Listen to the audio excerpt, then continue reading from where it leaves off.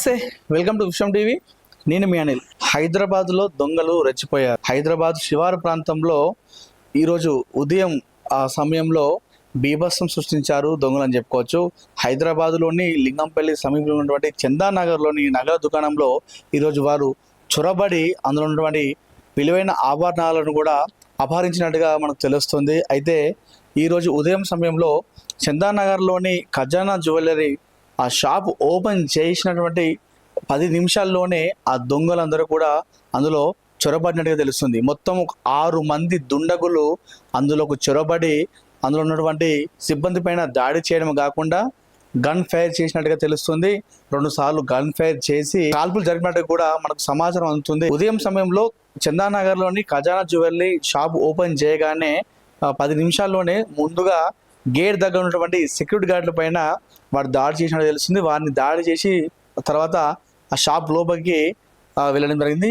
లోపలికి వెళ్ళిన తర్వాత అక్కడ ఉన్నటువంటి అసిస్టెంట్ మేనేజర్ ఎవరైతే సిబ్బంది అందరూ కూడా వారికి అడ్డుగా వచ్చినటువంటి నేపథ్యంలో వారిపైన దాడి చేశారు. అదేవిధంగా 2 రౌండ్ల గన్ ఫైర్ కూడా చేయడం జరిగింది. ఈ గన్ ఫైర్ లో అసిస్టెంట్ మేనేజర్ సతీష్ కూడా గాయపడ్డట్టుగా తెలుస్తుంది. విలువైన ఆభరణాలు మనం మొత్తం అద్దాలో పెడతాం కదా, దాన్ని ధ్వంసం చేసినట్టుగా తెలుస్తుంది. ధ్వంసం చేసి ఆభరణాలు మొత్తం కూడా అపహరించుకున్నట్టుగా తెలుస్తుంది. అయితే దీని తర్వాత అక్కడ ఉన్నటువంటి కొంతమంది సిబ్బంది పోలీసులకు సమాచారం అందించడంతో వెంటనే హుటాహుటిన పోలీసులు చేరుకోవడం జరిగింది. పోలీసులను చూసి వెంటనే దుండగులు పరారు కావడం జరిగింది. అయితే జహీరాబాద్ సైడ్గా వెళ్ళినట్టుగా తెలుస్తుంది.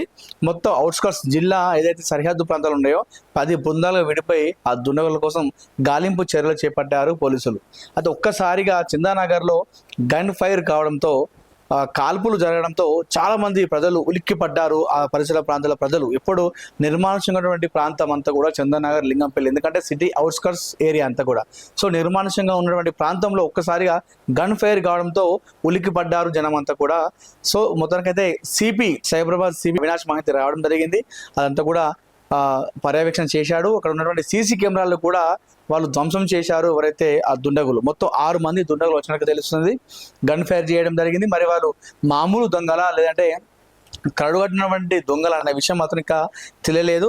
మొత్తానికైతే పోలీసులు గాలింపు చర్యలు చేపట్టారు. అసిస్టెంట్ మేనేజర్ ఖాళీకి కూడా బుల్లెట్ కూడా గాయమైనట్టుగా తెలుస్తుంది. గన్ ఫైర్లో మామూలు దాడి చేశారు. మామూలు దాడి చేసిన తర్వాత వెనుకపోయేసరికి గన్ ఫైర్ కూడా చేసినట్టుగా తెలుస్తుంది. 2 సార్లు గన్ ఫైర్ చేయడంతో సిబ్బంది కూడా గాయపడ్డారు. సో ఒక్కసారిగా ఒక 10-15 నిమిషాల పాటు కూడా ఒక అలజడి రేగిందని చెప్పుకోవచ్చు ఆ చందనగర్ ప్రాంతంలో. సో మొత్తానికైతే ఖజానా జ్యువెలరీ నగల దుకాణంలో దొంగలు అక్రమంగా చొరబడి సిబ్బంది పైన దాడి చేసి ఆభరణాలను ఎత్తుకెళ్లడం ఏదైతుందో ఈ ఎర్లీ అవర్స్లో మార్నింగ్ సమయంలో ఇదంతా జరిగినట్టుగా తెలుస్తుంది. ఒకసారిగా ఒకనొక సందర్భంలో దొంగలు అంటే రాత్రి సమయం లాంటి ప్రాంతాల్లో మాత్రమే ఎవరు లేని సమయం చూసి దొంగతనానికి పాల్పడేవారు. హైదరాబాద్లోని మెట్రో నగరంలో, అది కూడా మెయిన్ ఏరియాలో ఉదయం సమయంలో ఎప్పుడు రద్దీగా ఉన్నటువంటి ప్రాంతంలో దొంగలు ఈ ఏదైతే ఘాతకానికి పాల్పడడంతో చాలా మంది ప్రజలందరూ కూడా ఉలిక్కి పడినటువంటి సందర్భం లేకుంది. మొత్తానికైతే 10 బృందాలుగా విడిపోయి ప్రస్తుతం పోలీసులు వారిపై నిఘా పెట్టారు. వారిపైన గాలింపు చర్యలు అయితే చేపట్టడం జరిగింది. మార్నింగ్ 10:35 ఇక్కడ ఖజానా జ్యువెలర్స్ మీరు మన దాని ముందు నిల్చున్నాం. మార్నింగ్ 10:35 ఒక 6 మెంబర్స్ వచ్చి ఇక్కడ వెపన్స్తో వాళ్ళ స్టాఫ్కి బెదిరించి వాళ్ళు ఉన్న జ్యువెలరీ రాబ్ చేసి తీసుకోవడానికి చూశారు. సో దాంట్లో ఒకళ్ళ స్టాఫ్ మెంబర్, ఒక డిప్యూటీ మేనేజర్ సతీష్ కుమార్ అని, ఆయనకి ఒక బుల్లెట్ ఇంజురీ వచ్చింది ఆన్ ద లెగ్. ఆయన ఇప్పుడు డేంజర్లో లేరు.